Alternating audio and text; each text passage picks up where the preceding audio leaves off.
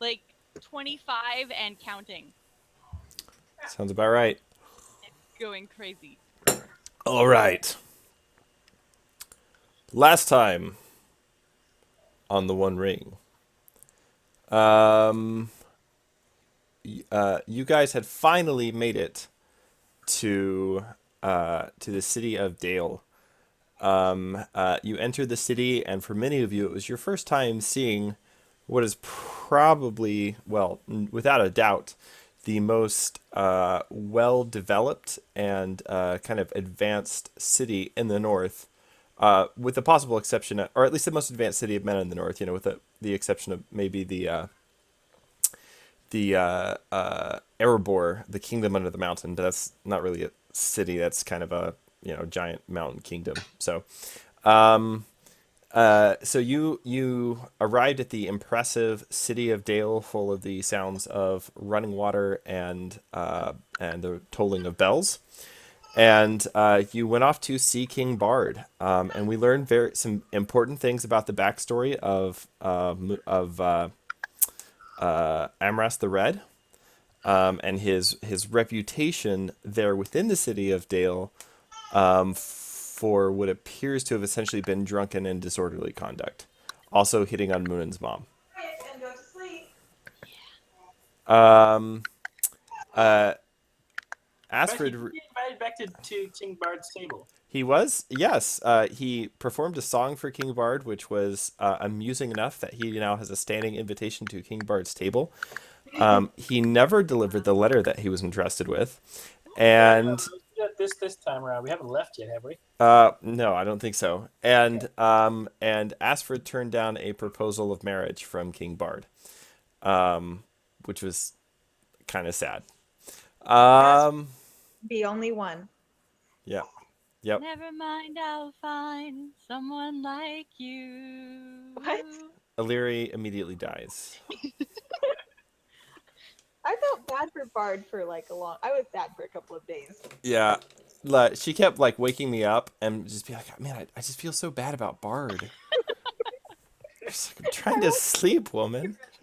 I mean, I think it's funny that she's saying this to her husband. Like, I feel really bad for not marrying this other guy.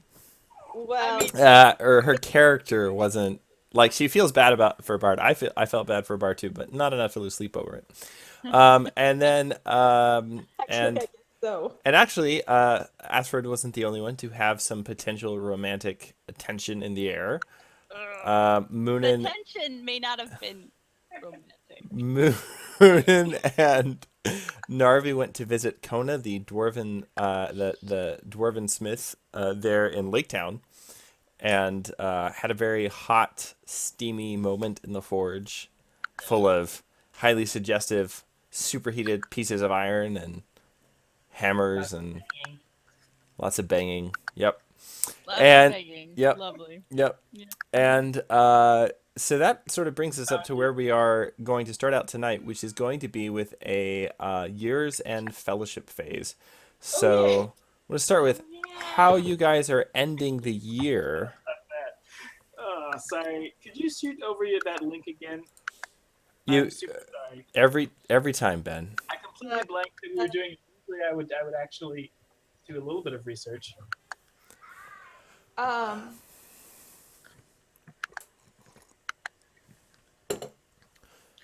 So Narvi, we'll start with you. How are you spending your year's end fellowship phase? All right. Well, I think that Narvi will be spending his year-end fellowship phase in Lake Town. All right. Calling on a certain dwarven smith, who at this point I think everyone in the group is at least somewhat sure is a female dwarf. And I'm going to start courting her. All Let right. them stop. So we have some new dwarven courtship rules because that is what my life has come down to. So to start with, you will need to present a suitable gift of craft Certain things are necessary for paying court to a buxom dwarven woman, and the first of them is a suitable gift of craft, something which is the purpose of the gift of craft is not just to be a gift of monetary value, but to something sort of like the kind of like the Celtic love spoon. The idea is it shows off your ability as a craftsman, which is a highly valued skill in this culture. So, what are you going to craft? I am going to craft a fine dwarven necklace. All right. Will it have magical holy Fëanorian jewels set in it? It had better. It will have the Okay, best because I think there's a jewels- pretty bad oath attached to those still. So, it will have the best jewels I am able to get my hands all on. right. The amount- So First, by the way. how much treasure are you going to put into this necklace? you said I can put up to 6. Up to 6. Then I will put 6. All right. Give me a crafting roll. Right.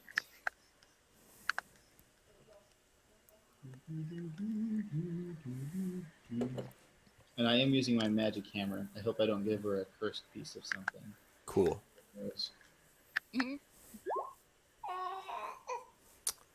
All right. So, if you want to, I believe the way the blessing on the hammer works is if you want to spend a point of hope for a magical result, you Yeah. can up that to a great success. I'll do that. All right. Very good. 1 second here. I gotta just note something down.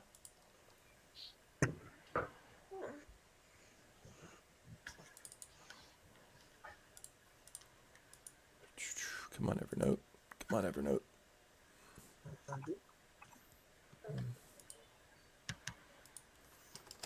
All right. What are you making? Yeah, what are you actually? There are. A sweet jeweled necklace.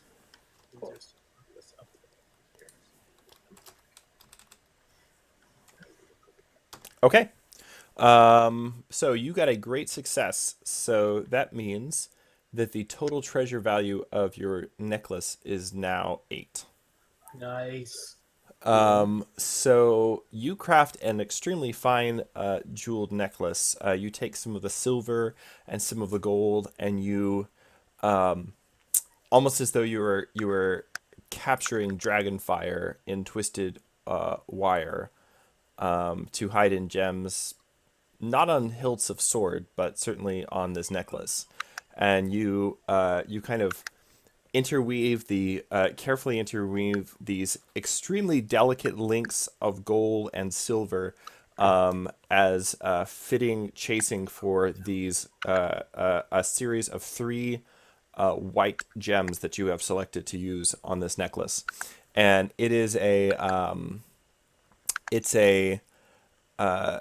it's a piece of work which it's not just opulent. Like, it has a delicacy to it which of which only dwarves are capable. And in fact,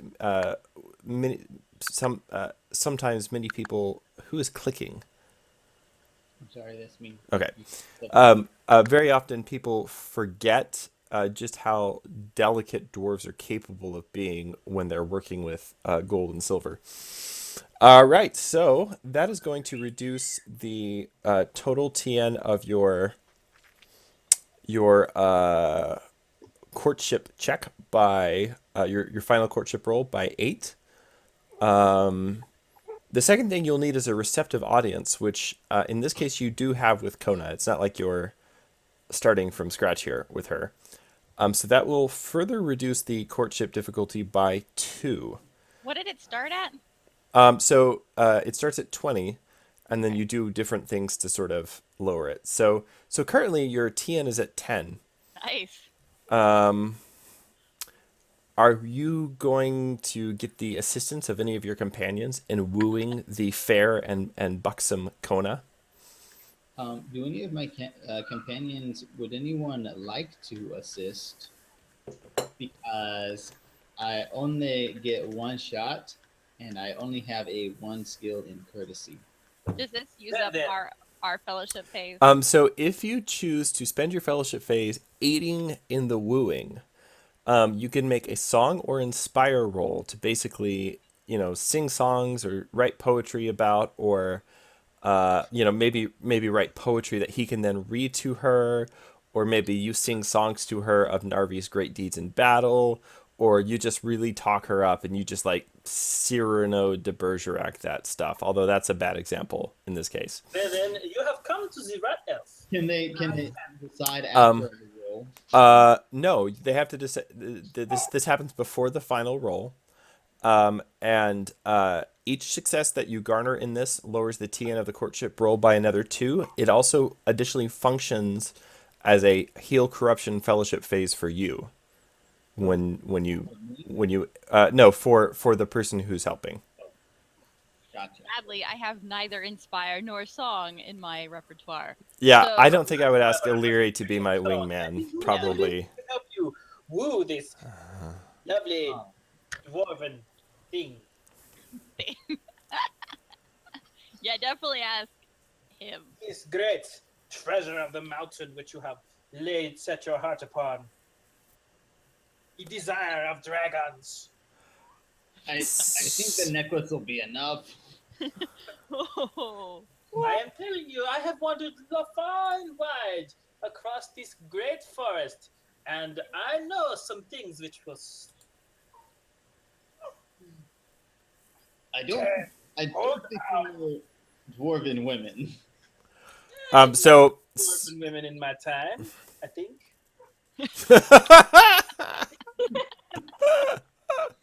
oh, that's gonna be a weird story. Oh, that's so good. I've met some dwarven women in my time, I think. Gosh, I hope they were women. Yeah, that's the story.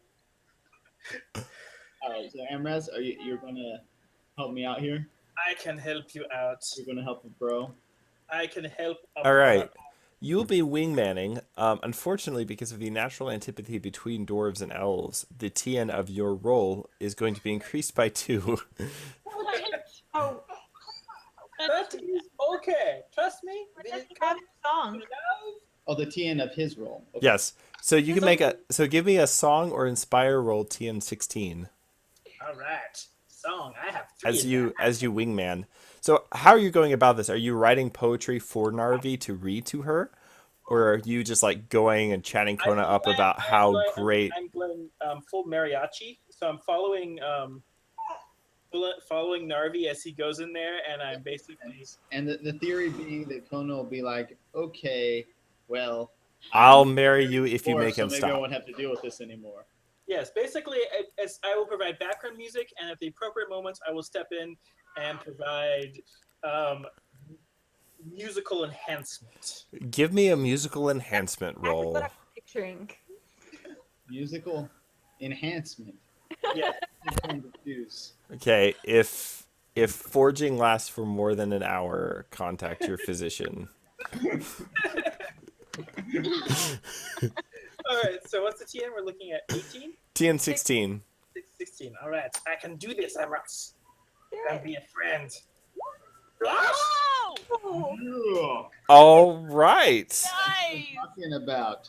Amras is an awesome wingman. Yes. So Amras, over the course of several weeks, as Narvi, you stay in Lake Town. So this is your fellowship phase. Are we in Lake Town or Dale now? It's Lake Town where the thing. We can come back and do your other thing. No, we're good. Yeah, but this is this just so you're clear. This is your year-end fellowship phase. Cool. Okay. So you spend over the next several weeks as Narvi is paying court to woo the fair Kona. You stand outside the window and you just very softly play on your lyre and just sing something like soft and kind of romantic. And then at moments where you feel like things are heating up a little bit, you kind of like pick up the pace a little, And Everything's down there it's darker. Under the mountain. Like that. Let's hope Kona has low standards. You Rastafarian crab. Rastafarian crab elf. Yeah. No, that I accept that. That makes sense. Oh my! What the heck? Itis has tons of treasure. Sorry, she's figuring out her fellowship phase, and I think she could basically like buy half a lake town right up in here. Raise your standing by a lot. Yes, I that think is she's gonna do that. what I'm It's looking a good way to get proposals of marriage, Itis. So, yeah, who knows? Maybe Vigrid wants to settle down. Ah. Good luck with that, Itis. Not a bad idea. Maybe Itis is into older men. Who knows? So, I mean, her player mate. so, I'm holding my heart in my hands here. all right, yeah, back to Narvi, who's holding his heart in his hands. And and when you're not doing that, you spend a little time kind of like talking Narvi up to some of the other dwarves who know Kona, and you just really kind of wingman this whole thing. Have you seen his legs? They're like tree trunks, but hairier. Well, And his beard. apparently that works because he got. There are mossy trees in the forest. Are these part of Narvi's the beard. lyrics of your song? And trolls. Trolls wish that Narvi was their best man at their troll weddings. On that one, Narvi, Amras, everyone just sort of stares blankly at you. What, you didn't know about that? And then Trolls goes have very elaborate weddings. back to whatever they're doing. So Narvi, because Amras rolled, so Amras, you get to clear like a bunch of shadow. 4. You get to clear 4 shadow if you have any. No shit. Oh, that's ironic. He got an extraordinary success. He gets to do 6. Right. It's normally 2. And But I have no shadow. 6. It's 6 shadow. Doesn't I didn't realize it was doesn't 4. matter. He has no shadow. However, he He does. has no shadow. Ah! However, he does lower the TN of the courtship roll to 4. Yes. Don't make this Narvi. So Narvi, at this point, It is on after you. several weeks of wooing the Farrakona with your showing off your deft skill at craftsmanship, having your deeds of might and valor, your prowess with your matic sung to her, sometimes like in the middle of the night. Under the table. Well, I was forced to drink her brother under the table while talking you up. Yeah, I don't think you were forced to do that. the gold and has flown like the gold has flown like wine. The wine has flowed like water, and at long last, Narvi, you feel that you've been getting good vibes from Kona this whole time. You kind of like where this is going, and so you come to the forge one day, and Kona's there, and she's smithing away, and she's got kind of like these large. She's working on just a really workmanlike sword. She's working on a new order for the city watch of Laketown, and so she's got 2 or 3 finished swords already laid out on the table, and she's working on another one. She's got a billet of hot steel out in front of her on the anvil, and she's just hammering away, and it's like watching her almost in slow motion as she brings the hammer back up, and there's just like a trickle of sweat off of her head rolling down, lost in the deep rich folds of her beard That's sad. as she brings the hammer back down. There's a loud clanging sound, and a little bit of the muscle on her triceps just jiggles just a bit, creating this symphony of movement and clamor that is like poetry in motion. With every blow of the hammer, her whole body quivers as if in anticipation of your proposal.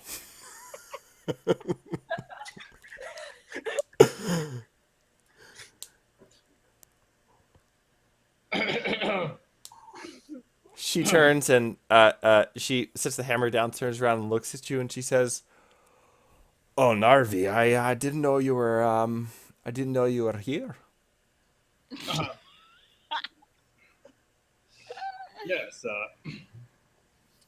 Kona, it's good to see you. It's good to have been seeing you here these last few. I'm sorry. Let me restart. I'm going to kind of approach. Would you like me to turn back around again and work on the sword and pretend you're not here again? Yes. Wait. No. That's okay. Is she wearing the apron thing again? Of course she is. So, Narvi, she's wearing her work gear.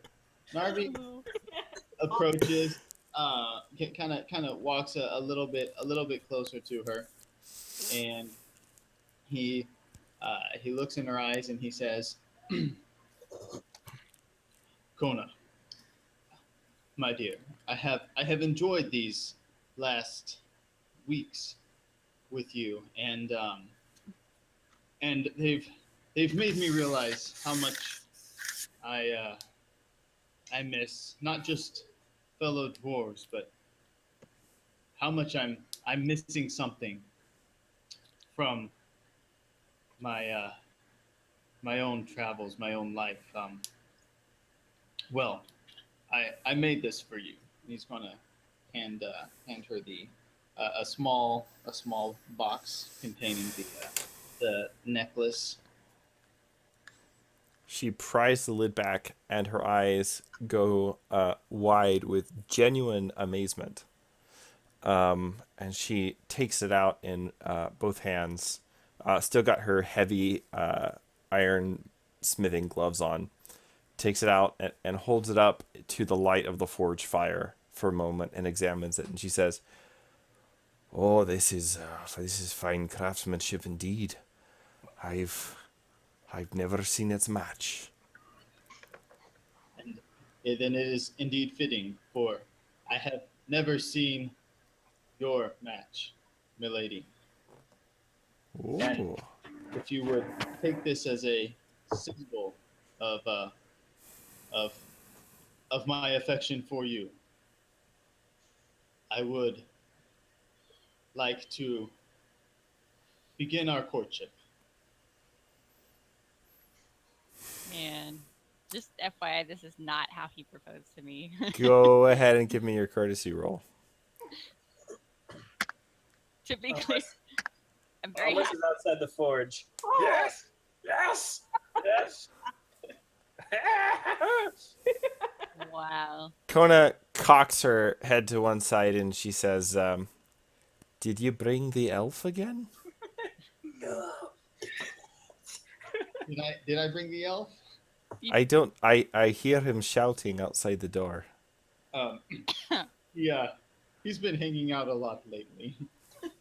I But see. Just in the interest of That's not going to be one of those your friends, my friends kind of a thing, is it? why is he your friend?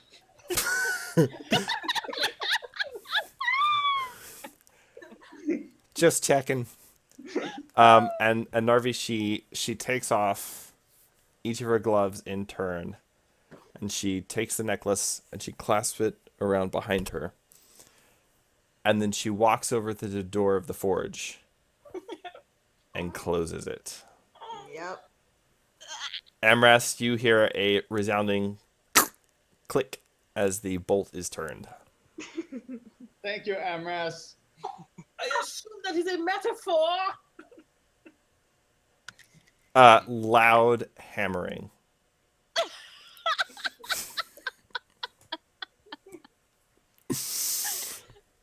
Narvi, give me a D12 roll, please. Oh no! Oh, No! It's for how many dwarven babies we make here.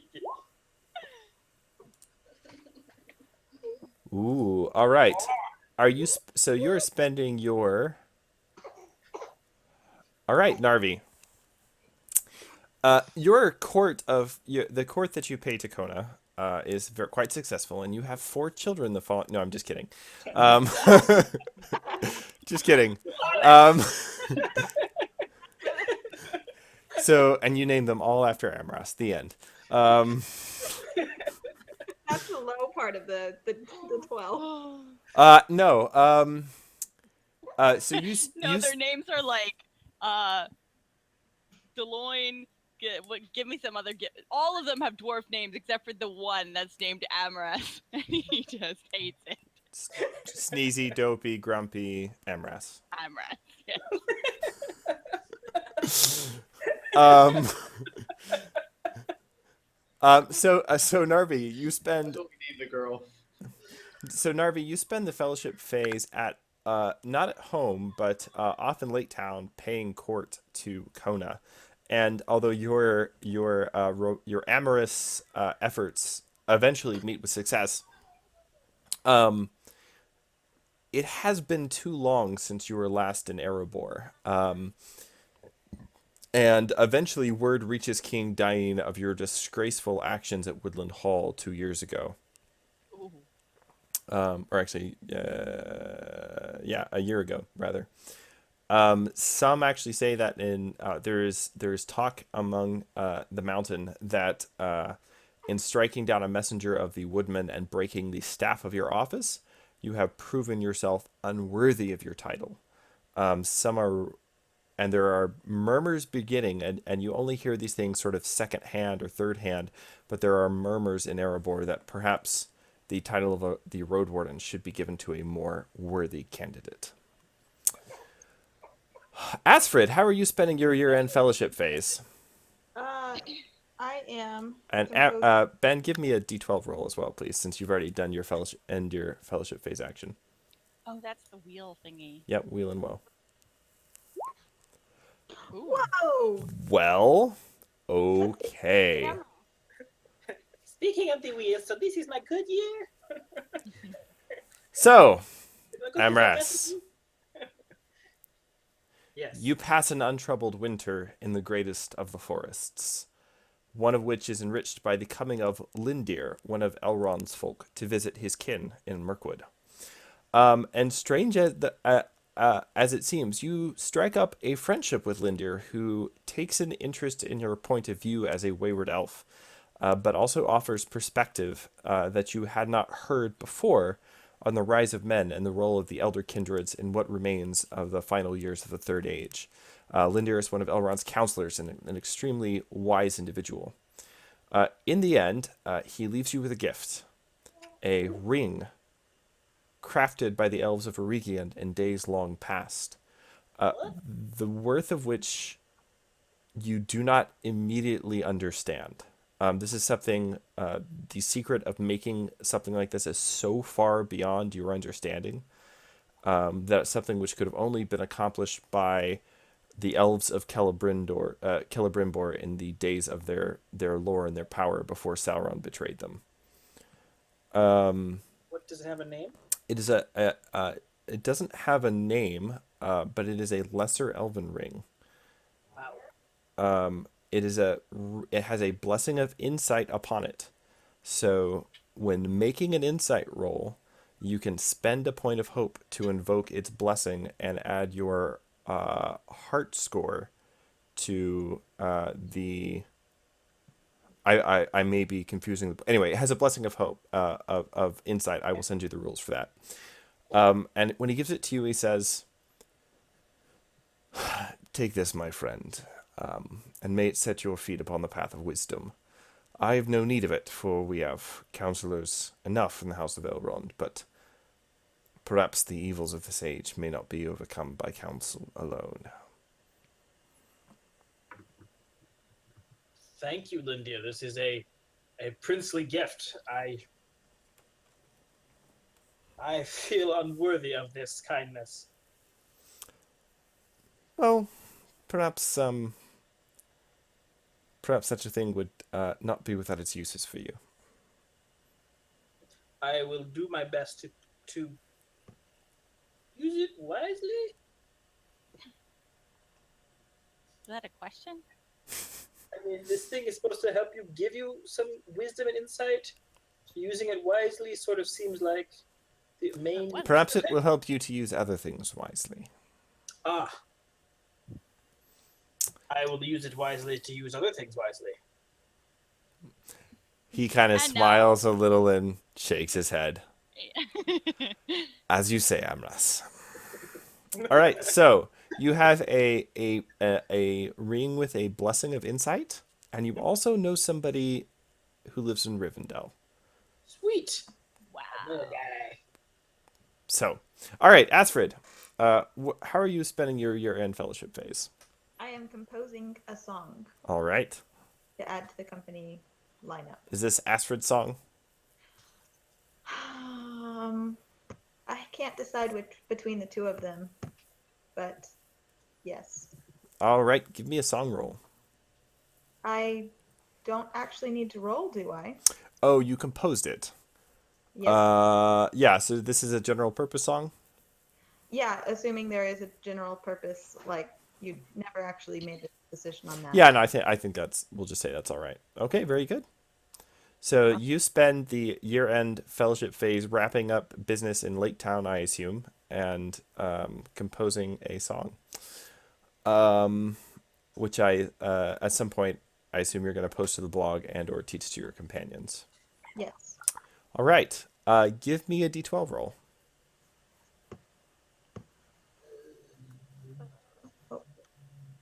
Yes. Oh, never mind. That doesn't work.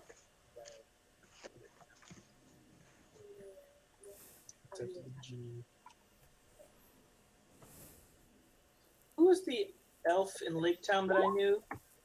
Ah! Oh, that's not so good. 1 second, Ben. Yes, carry on. The elf in Lake Town, his name is Davil. Dabble. Dithel, actually. Spelled like so. All right. Asfrid. Well, either one of the songs is sad, so Asfrid, your alliance with Keowina is not accepted by all within Lake Town, and as you spend the end of the year trying to sort of wrap business up, many view the match with suspicion. Your friends within the Merchants Guild see this as an attempt on the part of Keowina to exert his influence over the trade of the city. Your attempts to influence the lowering of tariffs in his favor have not exactly helped that perception. And Bard, despite his best efforts, has been, let's just say, cool towards you. Not unfriendly, but people have noticed. And as word of your rebuffing of him has gotten around, you see your standing lowered by 1 as your reputation suffers. sigh. All right. Also, when we do holding rolls, you will have to roll twice and take the worst result. Yeah. Every time? No, just for this year. All right. Illyri, we come to you, and Idis, you're next. So, Illyri, how are you spending your year-end fellowship phase? I'm doing 2 things.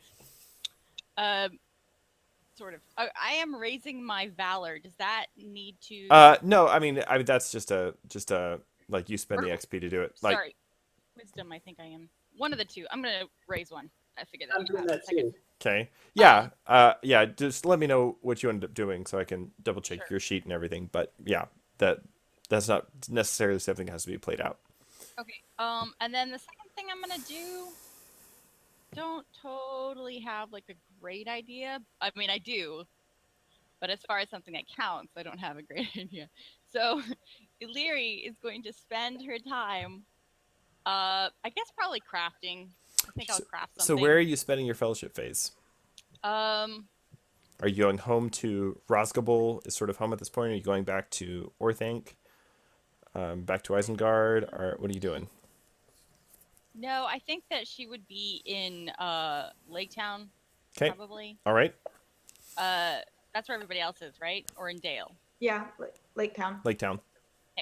And she's going to be subtly introducing the idea that Amaras isn't a full elf into the population. Just little conversations here and there. Maybe the ears aren't real. Maybe they're just prosthetics. Maybe subtle. I have something for this. Hold on. What?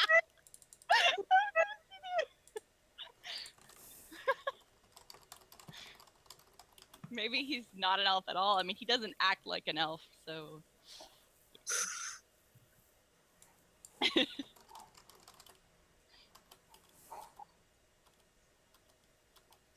Pretty much everyone she talks to, she's always like, and this is going to stay between us, right? It's not from me.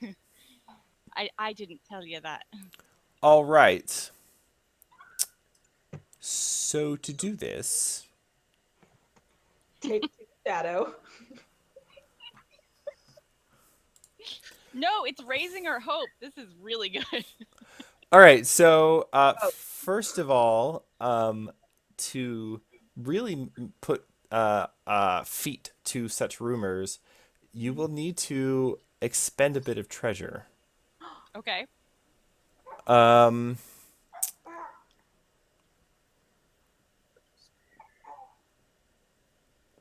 So, what is your standing at, Amras? Amras has no standing, Cool. which is somewhat to be expected, I think. All right. He's about to be famous.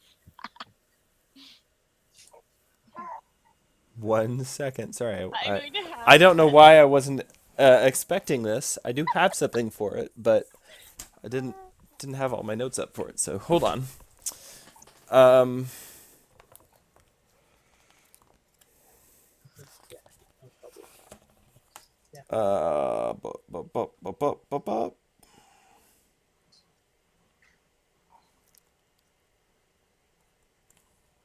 on.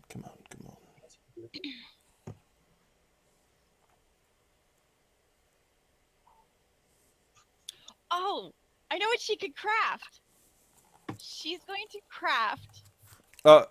Wait. So which one are you doing? Are they? Do I can't do both because one of them actually like they both take mechanics, don't Right. they? Okay, that's. I'll craft next time. What I would have crafted though was little molds for like pointed ears, and just left them places. All right.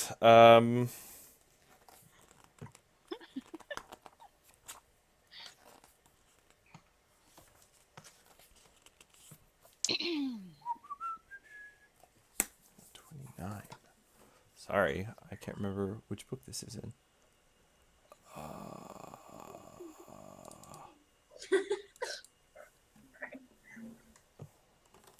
Let's see here.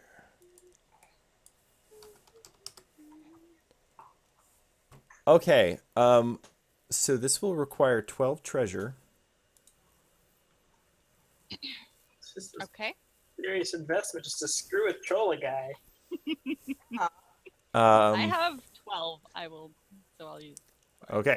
All right, so effectively what you're trying to do is spoil Amras's reputation when they're in Lake Town. So I just want it to be clear that's what we're doing. It's not his rep. Yeah, sure. I mean, it is his reputation, but it's very clearly about. I mean, it's not like. Well, I guess it could be about where he came from. I mean, Amras has literally been alive like 150 years. So there's like no proof. Except all the elves. Okay. All right, so you're going to spend 12 treasure. No, I'm going to spend 4 treasure. To do what? To subtly introduce the concept that Emrys is not a real elf.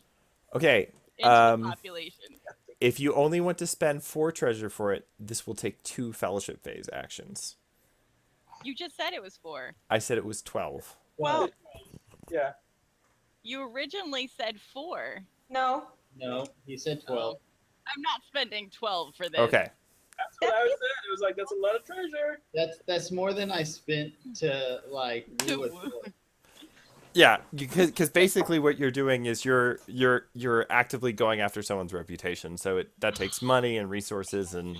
That's fine. I will do it in character. Okay. It's okay. All right. Then So- I will do a craft roll. What are you crafting? I am.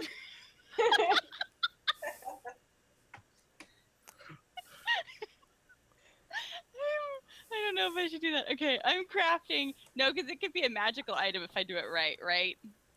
Magical elf. Well, ears? no, it'll never be magical, but it could be really. Could be Ever. what? Get them to use them, and that would be hilarious. But like, what would you put in the mold exactly? It's not like you have like prosthetic Gelatin. making material. Gelatin? I don't know if people use gelatin for molds at the Dunlending level of technology. Really? No? You don't think they No. have gelatin? They might. They cook down.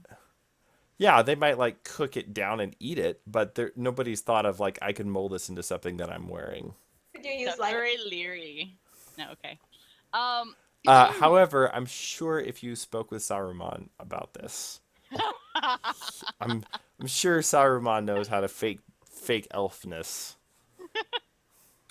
That's so wrong. Oh my goodness. And- He'd probably be like, here you go. And I'm like, wow, these look really real. Just had him lying around, Funny you should ask.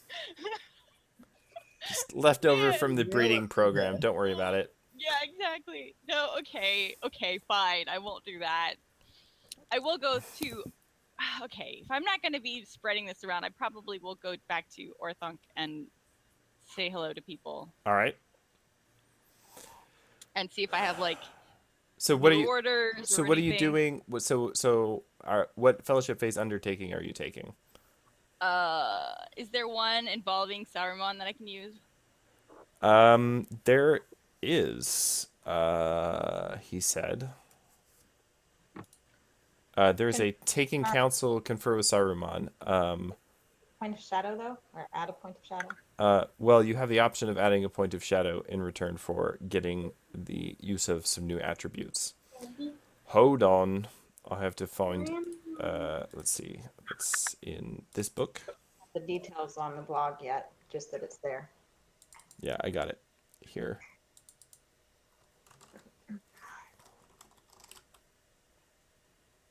Is it called Confer with Saruman?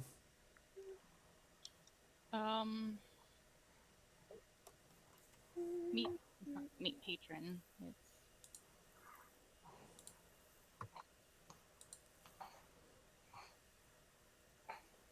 Yes. All right. If you spend a fellowship phase conferring with Saruman, you can gain your next lore level at half the cost in advancement points. Alternatively, if you do not have a warden in the party, Saruman may educate the hero in the dark ways of the enemy. The character gains the shadow lore trait at the cost of 1 permanent shadow point. So, I don't know if we have a warden or not. I think Moonin might be a warden. No, Moonin is a captain.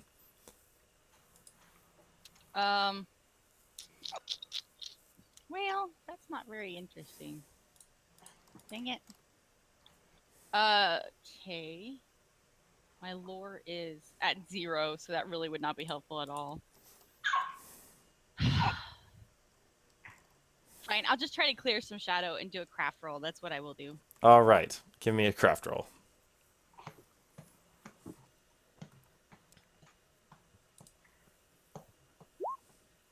Aw. All right. You spend a... I can spend hope on that though, right? Will that get it up to 14? Craft is a body. Yeah, it will. Okay. Right? Your body... Yeah, it'll get... No, it won't. It won't. Yeah, I was going to say, is your You'll need body one more. 6? Yeah. Really? It needs 5. All right. So you spend a very... Boring. you spend a very frustrating, like, should I ruin this elf's reputation? Should I go to Orthanc? She was making the elf. Oh, okay, you were trying really hard to make like some like maybe if I bake clay into this, then I'll come away with like little elf ear pottery, and it totally didn't work. Yeah. Give me a D12 roll, Amanda. You're gonna, yeah.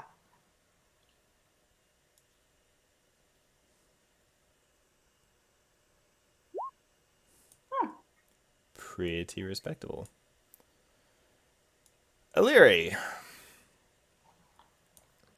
Although you're not among the defenders of the wall at the Black Tarn, your association with Radagast over the last couple of years, and the fact that you undertook great personal risk to yourself to try to free the River Maiden, that has not gone unnoticed by the people of the Woodmen of Mirkwood. And if you wish, you may take a free received title undertaking at this time to become a hero of the Woodmen as a free fellowship phase undertaking. Basically, All right. you are part of the Woodman culture now, in addition to your own culture. So you have basically any standing that you get applies to both cultures instead of just your home culture. Does that mean you can also buy their virtues and rewards? No, it just means your standing applies to both. That'd be That was awesome. a good question, Yeah, Ben. no, it just means your standing applies to both. All right. So you can mark down on your sheet that you're a hero of the Woodmen now. And that takes us to Idis. Idis, how are you spending your year-end fellowship phase? Idis is going to raise her standing. Is that what it's called? Uh-huh. Raise her standing by 2. Okay. Sorry. And I'm not sure what all that entails other than treasure. You basically you take the treasure that you have saved, that you have gained over the last few years of adventuring, and you use it to give gifts to important people in high places. Gift giving and generosity in this society is very important. It's kind of the core around which all polite society is built. Whenever you go to visit someone, you bring a gift with you. So basically, you spend the better part of the winter months carrying, paying court to important people, bringing gifts, and shoring up your reputation with them. So I think that raises your standing to what, 3 now? I think so. Yes. All right, very good. And then give me a D12 roll.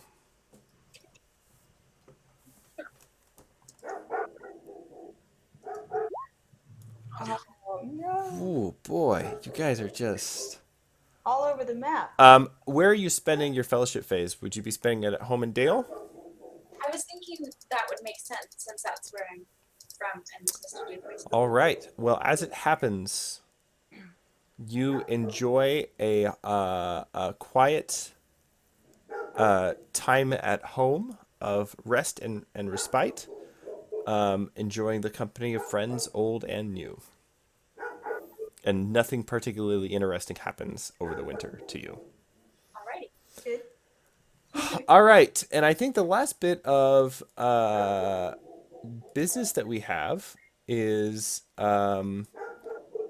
for I need holding upkeep rolls from Narvi and Asfrid. Okay. So that it's a straight D12 roll, and you want to hit. If you hit your holding number or under, then you just maintain your holding, and if you hit over your holding number, then you had an exceptionally good year. So let me pull up your holdings. What's your holding number?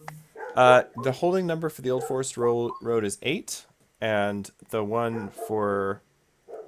All right, you're fine either way, Asfrid, because you're holding your cloth business is now a very prosperous 6, so those are both over. So that means I make money on it? You not only attain your appropriate standard of living, but you earn a treasure rating equal to the difference between the roll and the rating. So in this case, it'd be the worst of those two rolls. So you earn 1 additional treasure. Cool. And then Narvi, you got a So 6. I'm not supposed to roll just 1d12? Yeah, just 1d12. I had Um, to pick one So because Narvi, the Old Forest Road continues to bring in the occasional toll. It's not really in wide use yet because it hasn't been finished, but it's kind of an average year in the balance. And that takes us. Is there anything anybody else wanted to do in the fellowship phase? Do I need to, before I leave Dale? Oh, Road's gone. Before I leave Dale, can I drop off this message from Dalen? Sure. Who are you dropping it off with, Ben? Amras cannot remember. Oh, Ben. I believe the message was to be delivered to Lord Alfwin. Yes. Or was it Lord Oswin? Or some other win? We're just gonna rib one of the guards and say, "Who are all of King Bard's counselors? Just list them off for me." The guard kind of looks at you blankly for a moment. There's... He said, pulling up the thing on Bard's counselors, which I didn't really expect to come up tonight, though I don't really know why.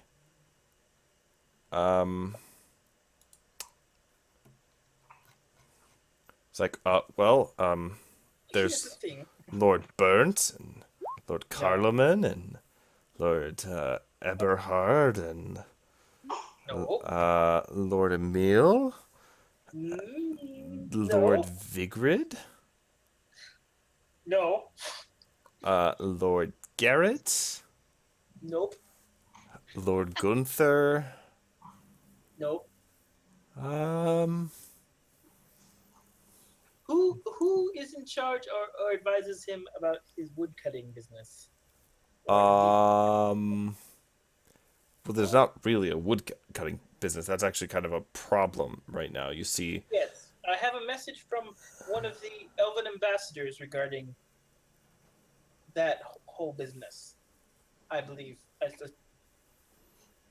I suppose that could be delivered to King Bard himself. It was supposed to go to one of his counselors, but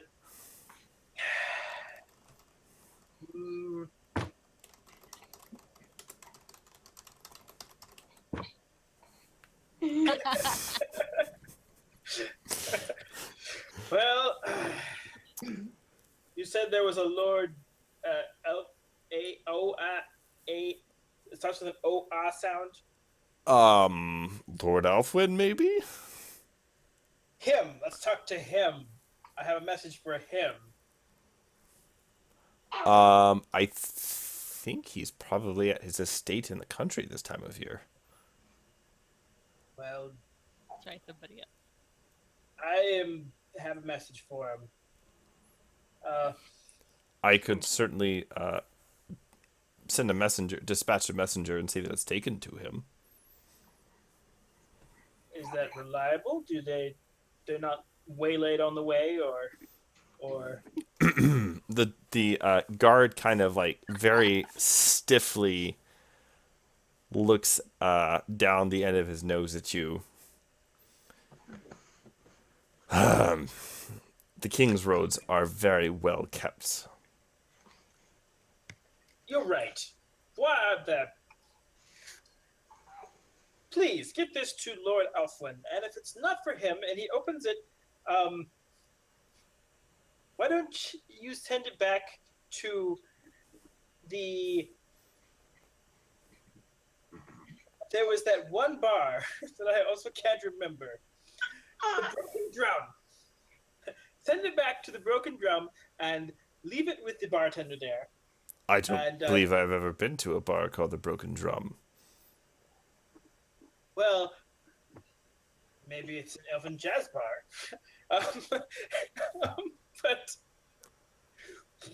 Jazz. No, Is that a sort of wine? probably. Here, and leave it with Moonin. Where did you take me the first night I was here? Moonin is totally not with you.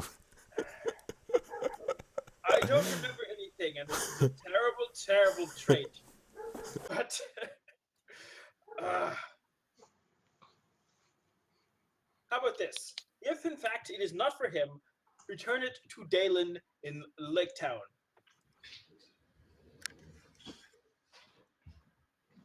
Or Dadle.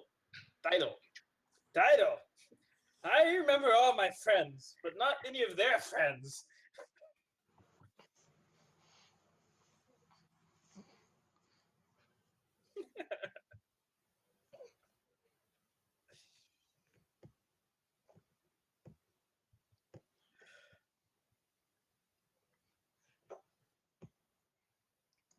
Don't open it.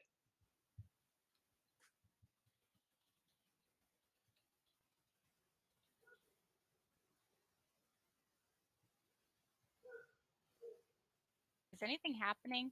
Okay, I can't hear Richard anymore. Yeah, me neither. Nope. No. Just randomly silent. No, you Did you bump your mute button? I sat on my mute button. Okay. Oh, That'll do it. Yep. So he just again looks down his nose at you very stiffly. Will that be all, sir? Do you need payment? Really? I don't know how these things are done, but here, he fishes out a couple of smaller coins and hands them to buy yourself a drink on me for your trouble. All right. I suppose it's been a while since I gave the missing shingle any business. Was that the place? That was not the place. Missing scale. Was that Missing scale. missing skin? That might have been the place. But please have a drink on me and make sure this gets to Lord. Starts with an Osshound. Maybe you should have fewer drinks yourself. I feel that, yes, you might be right. But also, have you been to Mirkwood lately? No. Yes, well, if you had been there, you would need more drinks as well. Probably. Well, friend, and he claps him on the shoulder. A good year to you and good day. Good day. And Umbrus trots on down the street. All right. I feel that perhaps if Morwen is attempting machinations. I am very sorry. I literally do not remember the guy's name. I will That- write it next That time. that was amazing. Like you just like forgot all that stuff. It's like, man, I don't know. We went to this bar and I don't know. I met this NPC. He asked me to give this thing to this other NPC. Maybe you could just do it. Yeah, that was great. That was great. Yeah, he's totally just giving that to Bard. Okay. All right. And so with that, by the way, this is important for everyone to know. I'm taking Grim Aspect as my virtue. And that means that if I can approach the servants of shadow before an armed confrontation becomes inevitable, I may interact with them using normal rules for encounters, so long as I keep our elves and dwarves in our company out of sight or bound as prisoners. Most orcs, bandits, and other foul folk will not attack without cause. fascinating. Yes. All right. So with that, and we seem to have lost Jonathan again. I think he can hear. Hey, Ah, Jonathan. there he is. All right. I've been having a bunch of weird computer issues. Yeah, but that I'm seems to good. be the theme of the evening. Yeah. There's a very confused guard named Gunter in my notes now. Um, very confused guard. That's great. All right. Yes, Gunter, just like I that. never even got his name, so I'm not going to write that down. Yep, that's fair. Yeah, no, he's in my notes now. Gunter, the confused guard. He has a letter, and elves are shady as heck, apparently. Okay. Ah. All right. I feel like you're gonna be like the false persona in North by Northwest now. Like everybody in Dale's gonna be like, man, you know, Amras the Red, the super secret elf spy, and Amras meanwhile just has like the pyromaniac vision from EF2, yes. yeah TF2, where he's just like rainbows and unicorns everywhere. Okay, all right. So with that, we come to the end of the year 2959 of the Third Age. As 2960 begins, you hear of wars and rumors of wars. The conflict between the Viglundings and the Beornings flares up again. The Viglundings actually attack several of the homesteads of the followers of Beorn and take many slaves. There are several small skirmishes, and eventually Beorn grudgingly dispatches a messenger to King Thranduil, telling him of the war that he is fighting. Thranduil, in return, out of his friendship for Beorn, sends a group of elven warriors to travel to the western edge of northern Mirkwood under the leadership of the March Warden Keloth, to lend what aid they can to the Beornings. Some in the court, especially among the wayward elf faction, whisper that perhaps the affairs of men are no concern of the woodland the woodland realm, and that Thranduil may be acting unwisely. For the first time in many, many generations, the forest dragon is seen to have left her lair. Word of this is carried to the elves of Mirkwood by many of the birds and other creatures that are their friends. And there are tracks, the long, withered tracks in the forest. One sec, Ben. Where the great worm's passage, as she has started hunting along the eaves of the northern part of the forest again, travel along the forest edge, and the elf path becomes more hazardous. What were you gonna say, Ben? Dragon! Yep. We need to see one! Was that all you were gonna say? Just dragon. Yes. Cool. All right. Though I feel bad that Fox will miss this. There are also orcs. There's rumor of orcs beginning to harry the Beornings and the Woodmen of Mountain Hall in the Vales of Anduin, coming down out of the mountains. It is, all told, not a particularly great year. Certainly not a good year for Asford or Narvi, as their reputations suffer, some more than others, as they make preparations for some major life changes. However, all thoughts of the wedding are at least temporarily put aside. What is your new standing, Sophie? Is it like 4? 4? Okay. All thoughts of the wedding are at least temporarily put aside, though, as you all receive word in the spring of this year that Ingomer Axebreaker, the Lord of Woodland Hall and the war leader of the Woodmen of Mirkwood, has died. The veteran warrior did not die in battle. Neither does he die in bed. Actually, he falls dead at a feast with his thanes, tumbling from his chair and spilling a horn of wine out on the floor. He was in relatively good health. He was a very strong man, so his death has come as a great shock and a surprise to everyone. And there are many who believe that Ingomer's death has come at a bad time for the folk of the wood. With the shadow growing in the south, with the trouble around Black Tarn Hall in the recent years, with rumors of conflict in the north and orcs in the Vales of Anduin, it is more important than ever that the men of Mirkwood have a strong war leader, and for many years now, Ingomer has been that war leader.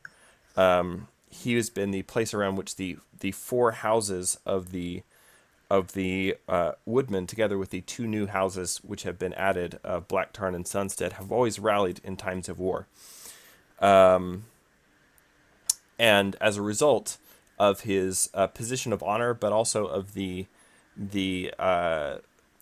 need to choose a new war leader, a great gathering has come to Woodland Hall, which includes all of you. Most of you are there as representatives of your home culture.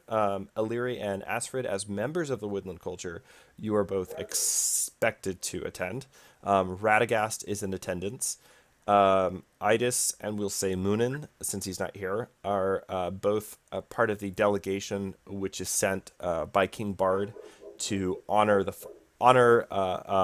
fallen ally. Although Ingomer and Bard never met, there has always been good relations between the men of Dale and the people of the Woodmen of Mirkwood, and so you've been sent to honor a fallen hero of the Woodmen and a staunch ally of the Free Peoples of the North. Amras, you are here as well as part of the delegation. King Thranduil has always been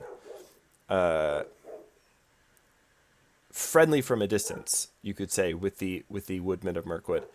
And now he has sent a delegation of elven nobles to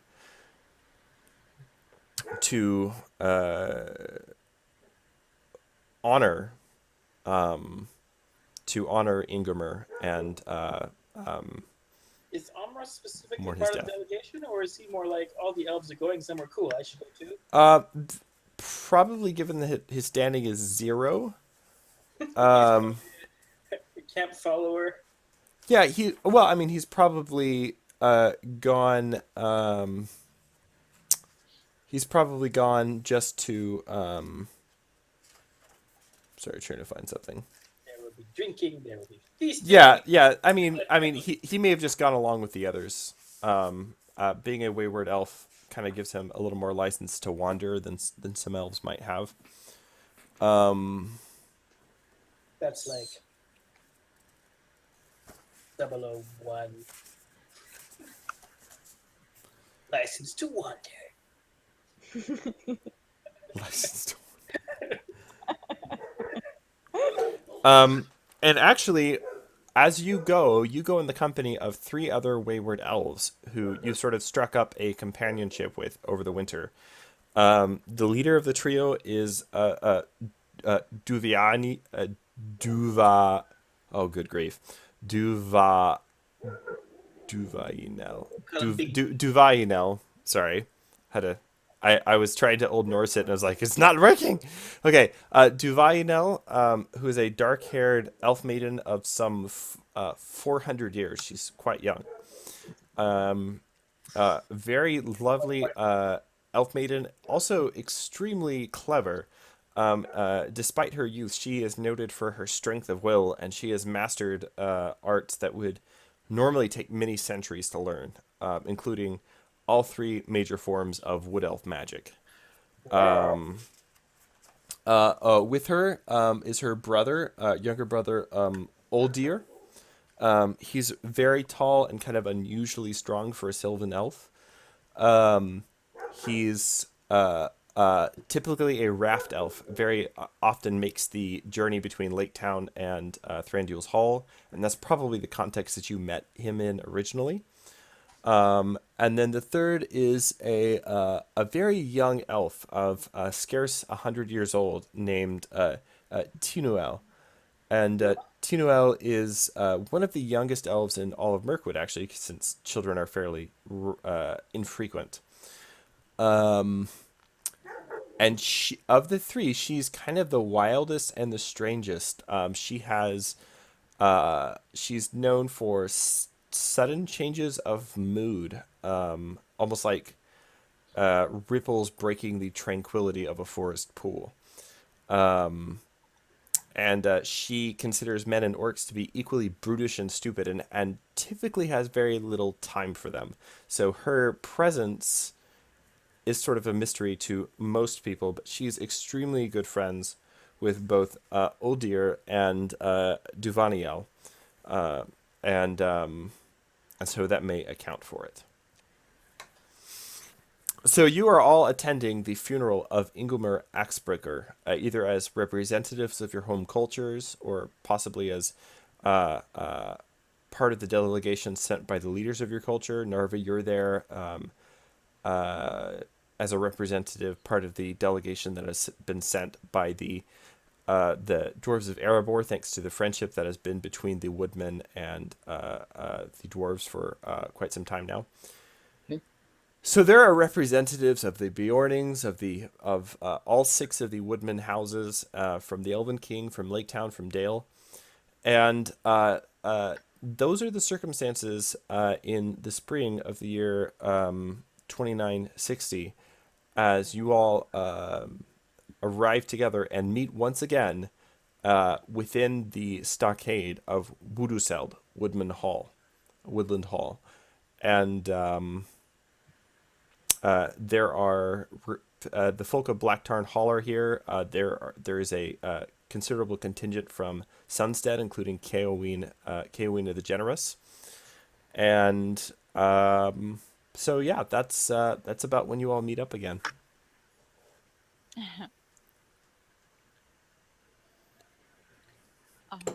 Is there any suspicion, any rumors going around that this was a murder? You could certainly ask around. Okay. Where are we standing at this moment? We'll say right at this moment, you are all standing kind of within the gates of the stockade of Woodland Hall. So like most of the woodman settlements, there's like a central hall that's kind of up on a hill. And then there's a clearing around it with some smaller houses and outbuildings. And then there's a stockade, pretty large wall like the one that defends Blacktarn Hall, that is used for defense, but also for the more practical purpose of keeping the animals in at night. And then outside of that, there's a pretty large cleared tract of cleared area, which serves as places for crops to be planted. And also many of the villagers have their homes there, and they only come inside the stockade in time, for a feast or in times of war and things like that. So we'll say you're just inside the gate of the stockade. And the Lake Town people would have traveled together-ish? Yeah. Yeah. Okay. You could have all sort of come down in a party. Illyria, you probably came with Radagast. The rest of you were all coming from like the general Lake Town Dale direction, so you might have all traveled together. Okay. Let's see. Well, that was a long trip. I think we should probably get something to eat and maybe some rest. I mean, it's like less than a week from Rosgobel. Less than a week. It was like 2 months for everybody else. So like for Illyria to be like, that was a long trip. That was a long trip. Let's get some refreshments. What's wrong with you all? You look so tired. Amras dragged his 3 friends over and says, "This is the one I was telling you about. The missing link. The link between between dwarves and men. We've always wondered. You have half-elves, you have elves, humans, you have men, and elves, and half-elves, like the one guy."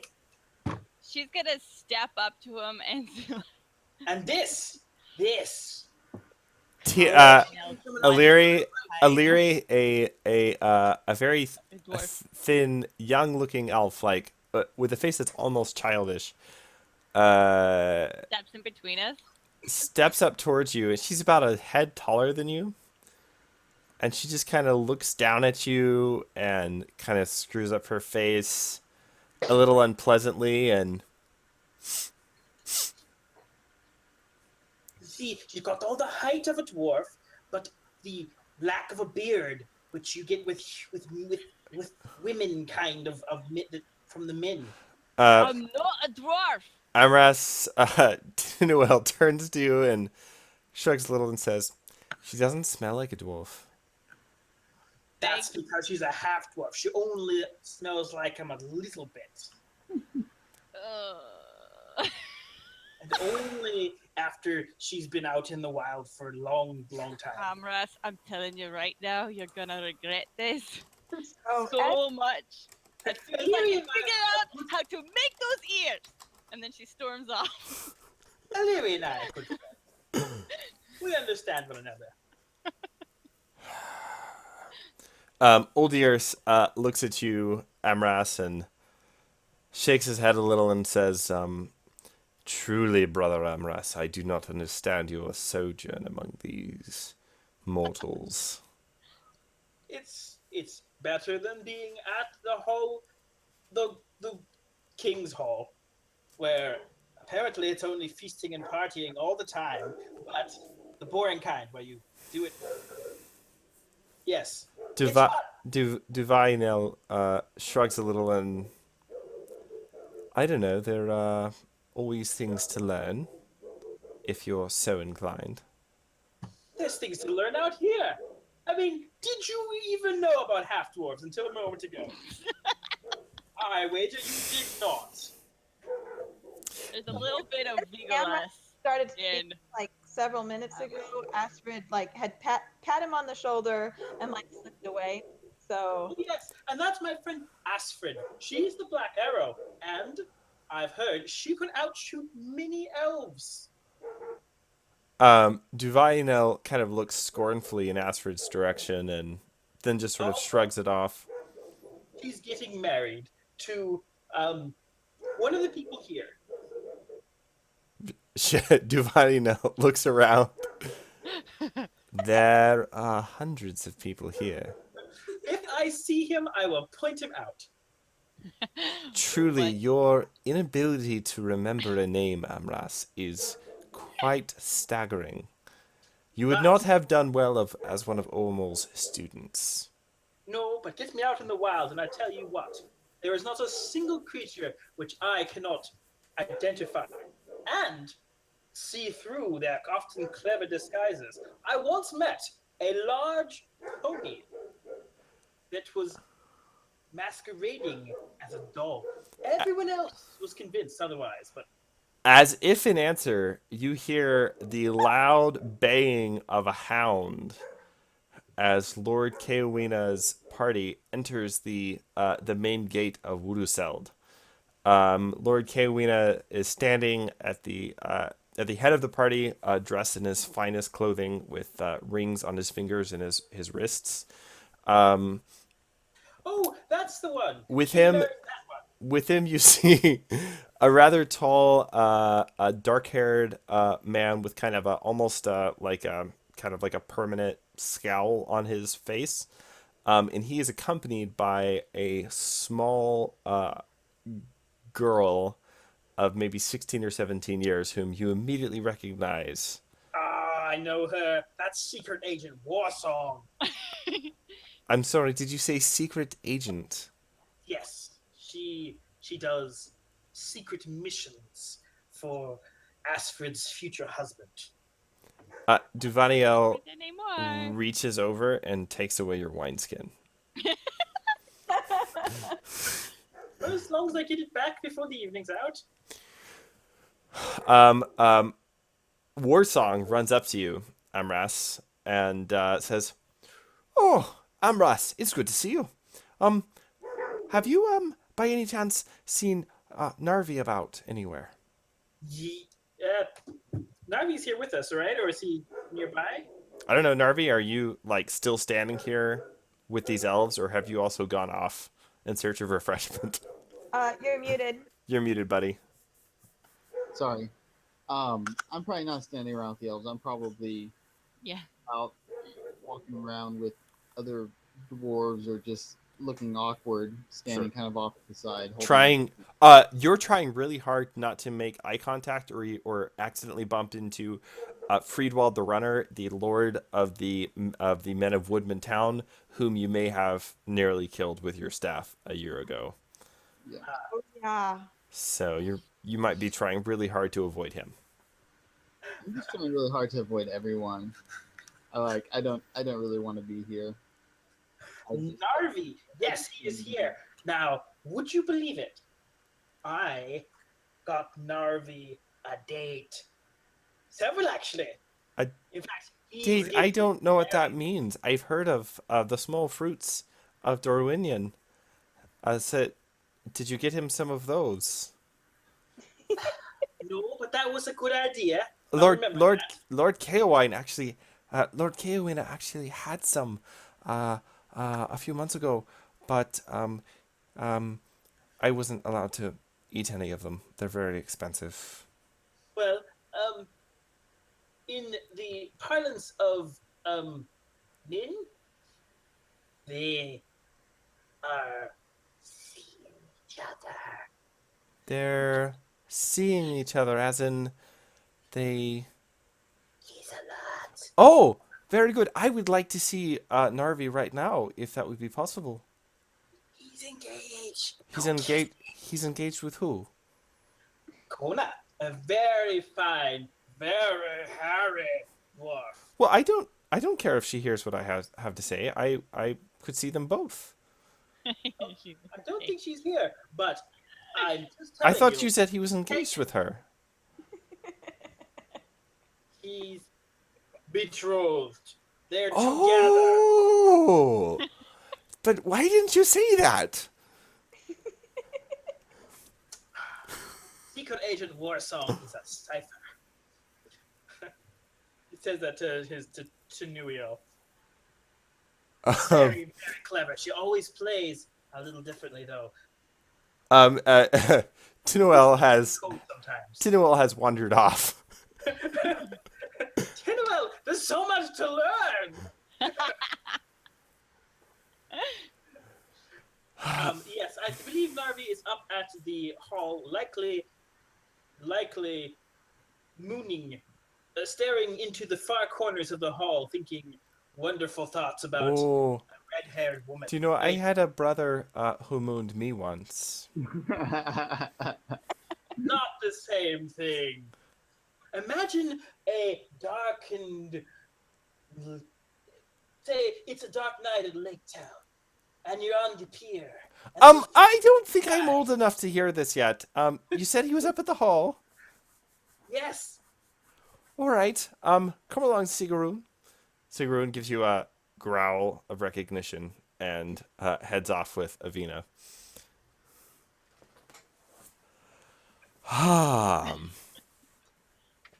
Astrid, what are you doing? Idis, what are you doing? Well, Astrid had left to get washed up and see if Keowine had arrived yet, not knowing that he was about to arrive. So Cool. All right, so Narvi, you're kind of off keeping yourself. Illyri, and Idis, what are you up to? Did Idas, since she was sent to pay her respects, is there anything official that she ought to be doing or anyone she ought to be speaking to? Probably the most appropriate thing to do. The funeral is actually starting the next day. So at that point, when they are laying him in the barrow, Idis would probably be entrusted with the gift, like the grave good that Bard would have sent for his grave. So at that point, probably laying something in the grave and possibly eulogizing him in some way if you wanted to do so. But that wouldn't be until the funeral starts the next day. How long has he been dead?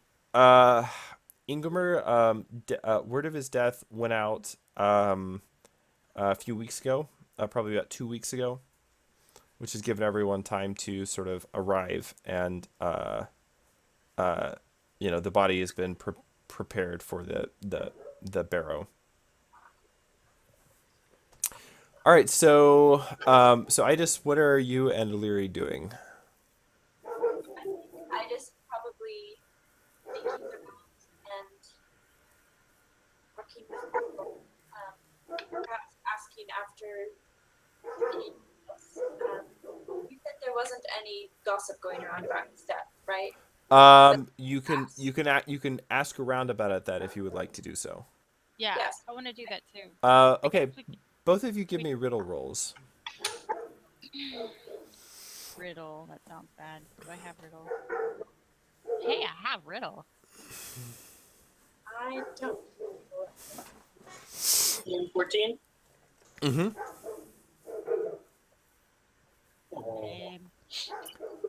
Neither of you are able to find. Neither of you just asking around. None of you hear anything about any kind of suspicions of foul play. It just sort of seems like a tragic thing, maybe an ill fate, bad luck for the woodmen, that they lose their strongest leader in their hour of great need.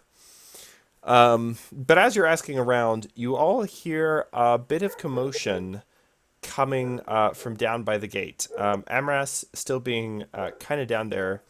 You see a very tall, dark-haired man in fine clothing, wearing a coat of gilded mail, with a gemstone tied to his brow with silver wire. He is accompanied by a large cadre of men who are also richly dressed. They're all wearing gilded mail as well. But at the head of his troop of thanes, you see very curiously a woman with kind of light hair, which is now streaked with gray, and she is missing her left arm. Each of the warriors is accompanied by what appears to be an enormous wolfhound. And he has been hailed by several of the warriors of Woodland Hall at the gate, who seem to be debating with him about whether or not he should be given entrance. Does Amras recognize Mogrid and company? I don't believe you've ever seen any of them. But have I heard of them? And would I recognize them? You would have heard of the Men of Tyrant's Hill, but you wouldn't just know them by sight. Okay. Don't think. Do any of these characters recognize the Narvi and woman? Asford would definitely recognize Narvi and Asford definitely know Mogdrid, at least by sight and by. I just too, because Yes, that's true. Yeah, if you were at the Council of the North, then Yeah. you would know him. Mogdrid, yes, but the woman. I don't think any of you ever met have had the pleasure of meeting Dagmar yet. Oh man, Birdsong did. All the way back to our very not first session, second adventuring year. I remember that. Yep, all the way back. Who And actually cut off her arm? Was it me or was it? It was you, Birdsong. It was Birdsong. So That was I knew when we it was one of us. that was when we discovered that Birdsong was terrifying. Yeah, Yeah. Birdsong was Woodland Terminator back then. Maybe go back to And I would like to go point back out to bed. the NPC's name was remembered. Good job. I guess if you cut off their arm, they're more memorable. Think how- Hey, Amras. Maybe we cut off Amras's arm? I don't know. No, I was gonna say, if you just need to remember people's names, you can just go around cutting their arms off. Yeah, and Everybody you will just be be much more Hope. memorable. You are a third finger missing, and you are. All right. So Amras, you're not standing quite close enough to the gate to hear the conversation. You can certainly move closer if you want to, and the rest of you are able to kind of hear a general commotion going on. All right, he will Dave move. Asford has come back by now. Okay. Yeah, as you come back down out of the one of the outbuildings where you will be staying for the week during the funeral, you do see Keowina and his party making their way up the hill. The commotion is because they're not welcome here, right? So Illyri's going to bring her spear along just in case. All right. Important sort of- note, should go without saying at this point in the campaign, but weapons are not allowed to be borne in the hall itself. Outside the hall is fine, but just as a note. We're nowhere near the hall, though. Well, I mean, you're in the hall complex basically, like all around the hill. But I'm just, it doesn't affect what you're doing right now. I'm just saying, Okay. just so we all remember. not a given that you had weapons on you at all time. Right. All right, so you take your spear, Illyria, and you start heading down the hill. Asfred Kewina, his face lightens a bit as he sees you, and he rushes forward and takes you in his arms. Returns the motion. My love, this is, I should not say a surprise, but it is very good to see you. I wish it were under better circumstances, but this at least is a matter of joy for me. He looks back over his shoulder. Unfortunately, I fear that not everyone who has come for the funeral is going to be such pleasant company. And this is when Astrid notices Mogdred. And yeah. Yes, that is unfortunate. But it is good to see you. How have you been? What was your journey safe? No more kidnappings or witches or anything like that? So because he talked to Warsong. It was a quiet return trip. Good. Yes. Avina, Warsong, Warsong? told me it was. I have many questions for you. I would like to know just how much of it really happened. It sounds incredible to hear her tell it, but it would not be the first time you've had such remarkable adventures, I think. Excuse me, I must see to business at the gate. He kind of turns around and makes his way back down the hill. Are you going with him? Yeah. Okay. All right, so Larry, you make your way down the hill as well, eventually meeting up with Astrid. Narvi, are you coming out, or are you just... Yeah, I'll come out. Okay. Coming down, Narvi, you immediately recognize the men of Tyrant Hill and their dark black and gray livery, as they are the ones who have been helping you restore the old Dwarven Road these last few years. Where are they getting their dogs from? Not that Astrid cares. You could always ask. Astrid wouldn't. You make your way down to the gate, and you can hear Mogdred's voice, very clear and very strong and very firm, not raised, not angry, but very much a kind of a don't meddle with me tone of voice. And he says, Ingomer was my father. What? Everyone knows that. We did. I mean, Okay. Well, you guys might not have known that, but yeah, that was also revealed like third adventuring year. They were voting whether to allow him to be one of the... Mm-hmm. Yeah. Nobody attended that thing. They were busy getting cats out of trees. Oh, that's right. And these people were not there. That's right. Also that.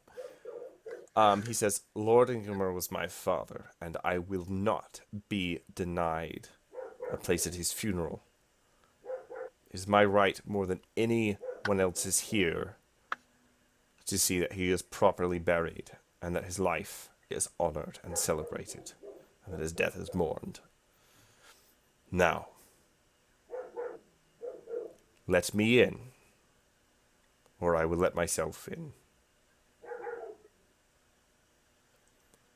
Kiwina steps up.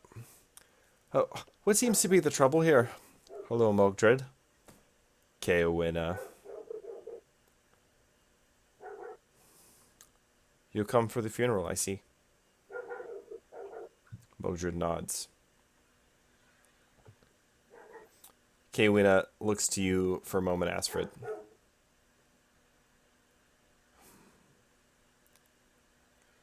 The rights of kinship are far too strong to be denied, whatever we may think of Mogdred, I think.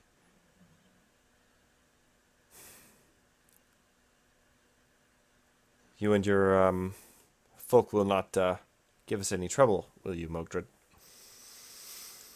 Mogdred extends both of his hands and opens them in a gesture of kind of goodwill towards all of you, and he says, "You may ask the road warden if you have doubts about my good intentions. I have never wanted anything but good for the people of Mirkwood. And now I want nothing but to mourn my father."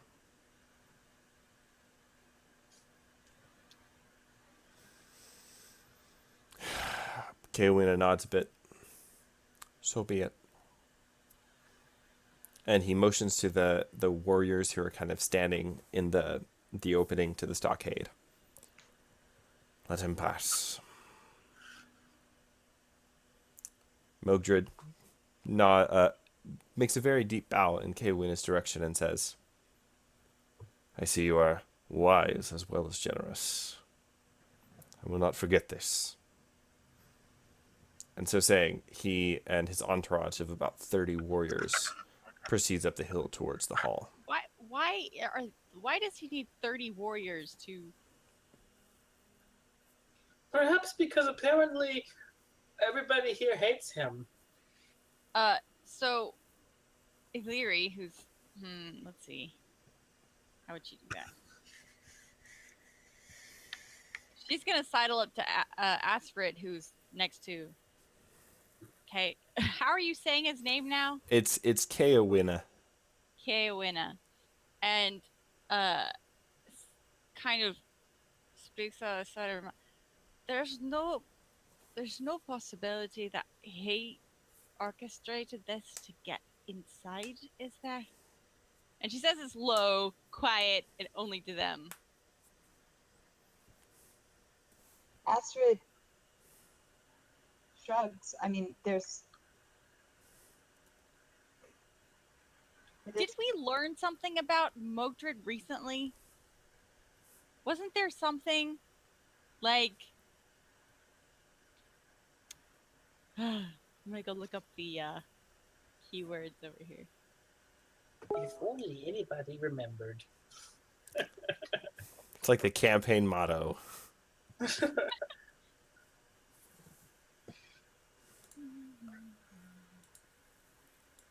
Oh, it was the prince, the king, or king rather. That's right! He was talking about Mogdred. It was from a long time ago, stuff that Mogdred did.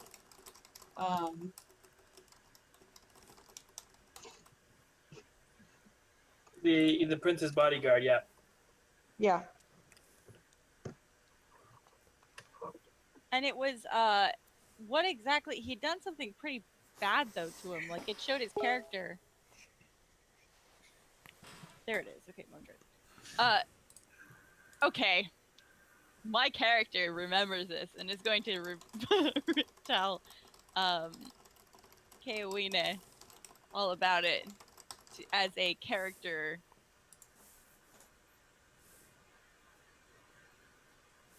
Picture. Just FYI, this is what we heard about Modred type thing. Like, are you saying this right out here in the middle of things? No, I'm not. I am saying, hey, come over here, let's talk. Who? Huh? You and Kaowina. Whose name really bothers me now. What seems to be troubling you, Illyri? So we recently met someone who had a not quite nice things to say about Modred here. It was from years ago, but it still applies and it tells what kind of a man he is.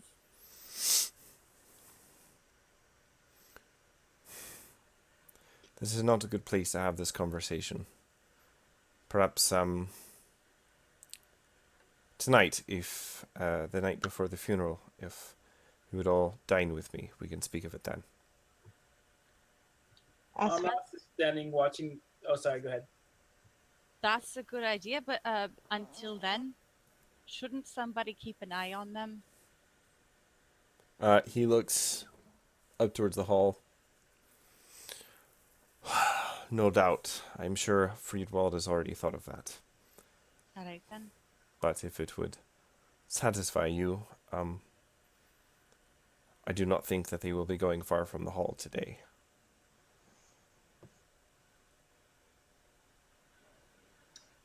Amras is standing there, and his mind is blown by the number of ponies that are following. Following Mogrid and his equal. Asfred, you hear just like a small voice from kind of behind you and to your left. Oh, look at all those dogs. Our song. Oh, hello, Lady Asfred. She kind of gives a little bow. I was just looking for the road warden. I've got some kind of troubling news for him. Astrid gestured to Narvi, who had come down. Well, he's right there. Oh, hello, Road Warden Narvi. Yes. Hey, you probably don't remember me. My name is Warsong. We led a very successful ambush against some goblins together, if you'll recall. War song. Her face falls a little. You'll have to give me more to go on than that. Oh, War song. we rescued. I mean, not that she needed help or anything, but we aided Lady Asfred against the witch. You're going to have to be more specific. Oh, You're so It's mean. all right, Agent Warsong. I mean, I suppose Narvi- you. Narvi's in a little bit more of a jovial mood than he usually is, and he kind of is leading her on here. I suppose you Ellery meet a lot of elbows him. very famous warriors in your travels, so that's all right. But Warsog, he's joking. He doesn't mean it. He remembers you. What, I remember you. You fought very well. what can I do for you, War Song? this is probably not a great place to have this conversation based on what the Lord Kaywin had just said, but I've got news of a sort, and it has to do with you and the road. And she juts her head in the direction of the men of Tyrant's Hills. They're making their way up towards the hall, and them. What's your news? She kind of, her eyes dart in Lord Kaywin's direction for a moment. I think it would be best if you were to all dine with me tonight, and then we could speak more freely of these matters in the privacy of the house that they've set up for me here. Very well. Well, we can go there now. Kaywin smiles a bit. I do have my respects to pay. Meet me at dinner. Okay. And I think that's where we'll stop. It's 10:30, so that's seems like a really good stopping point. Mhm. So next week we'll pick up with the dinner with Lord Kaywin and the funeral of Ingomer Axebreaker. Excellent. So is Ingomer Axebreaker the dad of the person that Birdsong was sort of engaged to? Yes. That's what I was thinking. Though that guy is dead now. But He that died a was- few years ago. So he was going to be Mogrid's sister-in-law? Right. Yeah, I guess so, sort of. If she'd married Drama. I cut off your brother's top lady's arm. yeah. We didn't keep it though. Boy, I'm excited about Hope. getting to play Dagmar again. That's going to be fun. All right, so we have a funeral, we have conspiracies, we have an embarrassment of ponies, and that's where we'll pick up again in Mirkwood in 2 weeks. Excellent. That is the collective name. For, Collective, yeah, it's the group name, is an embarrassment of ponies. For yes, for For anything that that Amras has identified, really. Exactly.